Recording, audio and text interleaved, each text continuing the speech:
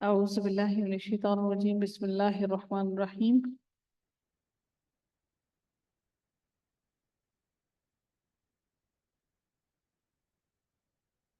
آغاز ہوتا ہے آیت نمبر 183 سے اور رکوع نمبر 7 کا آغاز ہوتا ہے۔ اللہ تعالیٰ ارشاد فرماتے ہیں یا ایھا الذین آمنوا کتب علیکم الصیام۔ اللہ تعالیٰ فرماتے ہیں کہ اے لوگوں جو ایمان لائے ہو تم پر روزہ رکھنا فرض کر دیا گیا ہے، اور یہ اللہ تعالیٰ علیکم تم سب پر فرض کر دیا گیا ہے۔ اللہ تعالیٰ یہ پوری امت سے خطاب کر کے حکم دیا ہے اللہ تعالیٰ نے کہ تم پر روزے رکھنا فرض کر دیا گیا ہے، لہٰذا تم ہر رمضان میں روزے رکھو۔ الصیام ہر رمضان میں تم روزے رکھو۔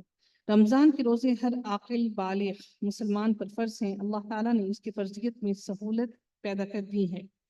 رمضان کے روزے رکھنا اسلام کے 5 بنیادی ارکان میں سے ہے، اور حضرت عبداللہ بن عمر سے روایت ہے کہ رسول اللہ صلی اللہ علیہ وآلہ وسلم نے فرمایا کہ اسلام کی بنیاد 5 چیزوں پر قائم کی گئی ہے۔ سب سے پہلی چیز کیا ہے کہ گواہی دینا کہ اللہ کے سوا کوئی معبود نہیں ہے، اور بے شک محمد اللہ کے سچے نبی اور رسول ہیں، اور نماز قائم کرنا اور زکوٰۃ ادا کرنا اور حج کرنا اور رمضان کے روزے رکھنا۔ اس کے ساتھ ہمیں یہ بھی جان لینا چاہیے کہ اللہ تعالیٰ نے جو آسانی کی وہ کیا کی کہ مریض اور مسافر کو روزہ نہ رکھنے کی بھی اجازت دی گئی ہے، لیکن اس کے ساتھ یہ بھی شرط عائد کر دی گئی ہے کہ وہ اس وقت روزہ رکھیں جبکہ وہ بیماری سے تندرست ہو جائیں، اور جب سفر سے واپس آ جائیں تو اس وقت بھی وہ روزہ رکھیں۔ تو اللہ تعالیٰ نے تخفیف بھی کر دی۔ ایسا نہیں کہ اللہ تعالیٰ نے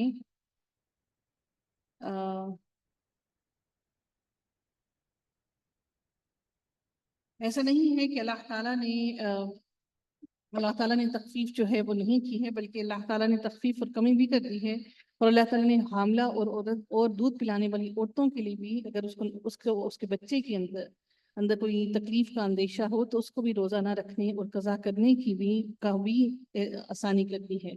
اور قضا کے ساتھ ایک مسکین کو کھانا بھی کھلائیں، چونکہ یہ روزہ بیماری کے خوف سے نہیں چھوڑا جاتا کہ قضا کافی ہو، اس لیے اس کی تلافی مسکین کو کھانا کھلانے سے کی گئی ہے۔ ٹھیک ہے، اللہ تعالیٰ آگے ارشاد فرماتے ہیں کہ اللہ تعالیٰ ایسے فرماتے ہیں کہ کما کتب علی الذین من قبلکم، کہ جیسے بالکل ایسے ہی جیسے کہ تم سے پہلے بھی روزوں کو فرض کیا گیا تھا۔ اس سے مراد ہمیں یہ سمجھ لینا چاہیے کہ اس کا مطلب یہ ہے کہ اس سے پہلے بھی امتوں پر روزہ ایسے ہی فرض رہا ہے۔ حضرت نوح علیہ السلام کی امت کے لیے ہر مہینے میں 3 روزوں کا حکم تھا۔ ہر مہینے میں وہ 3 روزے رکھا کرتے تھے۔ اگر 12 مہینے کریں تو 12 کو 3 سے ملٹیپلائی کریں تو 36 ڈیز کے ان کے روزے پورے سال کے بنتے تھے۔ ٹھیک ہے، اور سیدنا حسن بصری فرماتے ہیں کہ پہلی امتوں پر بھی ایک پورے ماہ کے روزے فرض تھے، اور سیدنا ابن عمر فرماتے ہیں کہ پہلی امتوں کو یہ حکم تھا کہ جب وہ عشاء کی نماز ادا کر لیں اور سو جائیں تو کھانا پینا اور عورتوں سے مباشرت ان پر حرام کر دی گئی تھی، اور ان کے لیے تخفیف نہ تھی کہ ان کا وہ پورا کا پورا دن کا روزہ رکھتے تھے، اور پھر کھانے پینے کے بعد رات کو جب وہ سوتے تو ان کے لیے ان کی بیویاں ان پر حرام کر دی گئی تھی، اور وہ اس کے بعد کھا پی نہیں سکتے تھے۔ کرسچینٹی میں آج بھی ایسے ہی ہوتا ہے کہ ان کا روزہ 24 آورز کا ہوتا ہے۔ اللہ تعالیٰ فرماتے ہیں لعلکم تتقون، تاکہ تم تقوی اختیار کرو۔ انسان جو بھی تقوی اختیار کرنا چاہتا ہے اس کو چاہیے کہ وہ روزوں کا اہتمام کرے، اور روزوں کا اہتمام انسان کو تقوی میں ڈال دیتا ہے۔ تقوی اس میں اندر اللہ تعالیٰ اس کے اندر داخل کر دیتا ہے۔ اور در حقیقت ہمیں یہ سمجھ لینا چاہیے کہ روزہ ہمارے جسم کی زکوٰۃ ہے، اور روزہ صبح صادق سے لے کر غروب آفتاب تک روزہ رکھنے کا حکم ہے ہمیں۔ اور روزے کی اگر فضیلت کے بارے میں دیکھا جائے تو بخاری شریف کی حدیث میں اور مسلم کی حدیث میں بہت مسلسل احادیث ہیں روزے کی فرضیت کے بارے میں، کہ روزہ دار کے تمام گناہ معاف ہو جاتے ہیں، اور روزے کا ثواب اللہ تعالیٰ نے اپنے ذمہ لیا ہے۔ اللہ تعالیٰ نے باقی تمام چیزوں کے ثواب قرآن میں بتا دیے، لیکن اللہ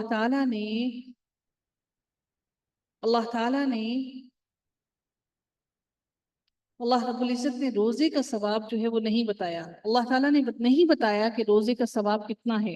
رب کائنات ارشاد فرماتے ہیں کہ یہ روزہ میرے لیے ہے، اور اس کا ثواب بھی اللہ تعالیٰ خود ہی دیں گے، اور وہ روز قیامت ہی دیں گے۔ روزے کے برابر کوئی چیز ہے نہیں، اور روزہ دار کے لیے جنت کا وعدہ بھی اللہ تعالیٰ نے کر دیا، اور ان کے لیے خاص دروازے کا بھی اہتمام کر دیا کہ وہاں سے صرف اور صرف روزہ دار ہی داخل ہوں گے، اور روز قیامت روزہ دار شہداء کے ساتھ ہوں گے۔ روزہ دار کی ہر عمل کا اجر 700 گنا تک بڑھا دیا جاتا ہے۔ یہ ساری احادیث مسلم اور بخاری شریف اور ابن ماجہ کی ہیں۔ اور جنت کا وہ دروازہ جس کا نام ریان ہے، روزہ داروں کے لیے خصوص ہے، اور ایک دن کا روزہ دوزخ کی آگ سے 70 سال انسان کو دور کر دیتا ہے۔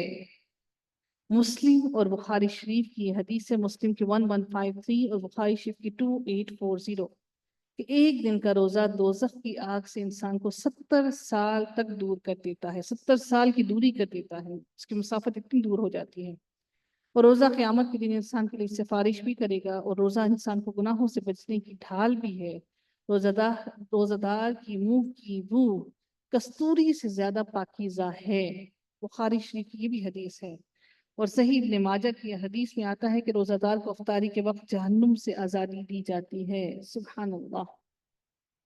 اور امت مسلمہ پر اللہ تعالیٰ نے روزے جب فرض کیے تو جب نبی اکرم صلی اللہ علیہ وآلہ وسلم جب مدینہ تشریف لائے تو آپ صلی اللہ علیہ وآلہ وسلم محرم کی 10ویں تاریخ یعنی عاشورہ اور ہر مہینے میں ایام بیس کی روزے رکھتے تھے۔ پھر اللہ تعالیٰ نے تندرست اور غیر مسافر پر ہر رمضان کے روزے فرض کر لیے، مگر روزے رکھنے اور فدیہ دینے کا اختیار دے دیا، جو چاہتا روزے رکھ لیتا اور جو چاہتا فدیہ دے دیتا۔ پھر اللہ تعالیٰ نے تندرست اور غیر مسافر پر رمضان کے روزے فرض کر دیے، بیمار اور مسافر کو روزے نہ رکھنے کا اختیار دے کر اللہ تعالیٰ نے دوسرے دنوں میں اس کی تعداد پوری کرنے کا حکم پھر دیا، اور فدیہ اس بوڑھے کے لیے بحال رکھا گیا جو روزے نہ رکھ سکتا ہو۔ شروع میں فدیہ سب کے لیے تھا، لیکن پھر بعد میں فدیہ صرف ان لوگوں کے لیے مختص کر دیا گیا جو بیمار ہو، صرف ان کے لیے روزہ کا فدیہ دینا جائز قرار دیا گیا۔ سیدنا عائشہ بیان کرتی ہیں کہ عاشورہ کے دن قریش زمانہ جاہلیت میں روزے رکھتے تھے، اور نبی اکرم صلی اللہ علیہ وآلہ وسلم بھی اس دن روزہ رکھتے تھے۔ جب آپ مدینہ تشریف لائے تو یہاں بھی آپ نے اس دن روزہ رکھا اور صحابہ کو بھی اس کے رکھنے کا حکم دیا، اور جب رمضان کے روزوں کا حکم نازل ہوا تو رمضان کے روزے فرض ہو گئے اور عاشورہ کے روزہ کی فرضیت باقی نہیں رہی۔ اب جس کا جی چاہے اس دن بھی روزہ رکھے اور جس کا جی چاہے نہ رکھے۔ صحیح بخاری کی حدیث نمبر 4504 ہے، یعنی پہلے عاشورہ کا روزہ جو ہے وہ فرض تھا۔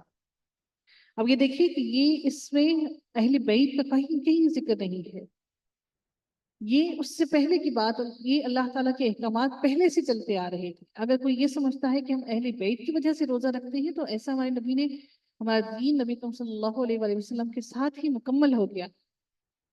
ہمیں یہ سمجھ لینا چاہیے کہ اس کے بعد ہمارے دین میں کسی بھی قسم کی اضافہ ہرگز نہیں ہے۔ اگلی آیت میں اللہ تعالیٰ ارشاد فرماتے ہیں ایام معدودات، کہ یہ گنتی کے چند دن ہیں، بہت ہی گنتی کے چند ہی تھوڑے سے دن ہیں۔ فمن کان منکم مریضا، تو تم میں سے جو کوئی بھی مریض ہو، یہ گنتی کے چند ہی دن ہیں۔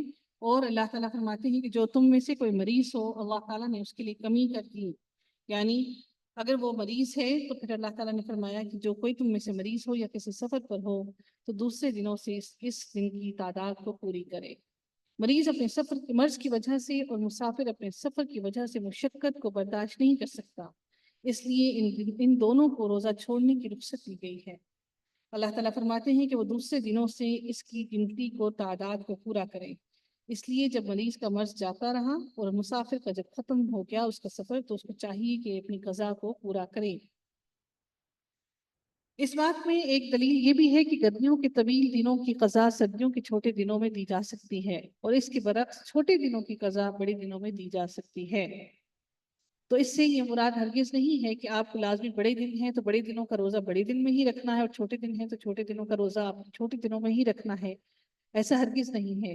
آپ بڑے دنوں کی قضا چھوٹے دنوں سے بھی دے سکتے ہیں۔ اور ابتدا میں روزے کے بارے میں کیا اختیار دیا گیا تھا، وہ یہ تھا کہ وَعَلَى الَّذِينَ يُطِيقُونَهُ فِدْيَةٌ طَعَامُ مِسْكِينٍ، اور ان لوگوں پر جو اس کی طاقت رکھتے ہوں، فدیہ ایک مسکین کا کھانا ہے۔ یہ حکم روزوں کے فرض ہونے کی ابتدا میں تھا، یعنی کہ ابھی مشکل لگتا تھا سب کو روزہ رکھنا، اس لیے اللہ تعالیٰ نے آسانی کی۔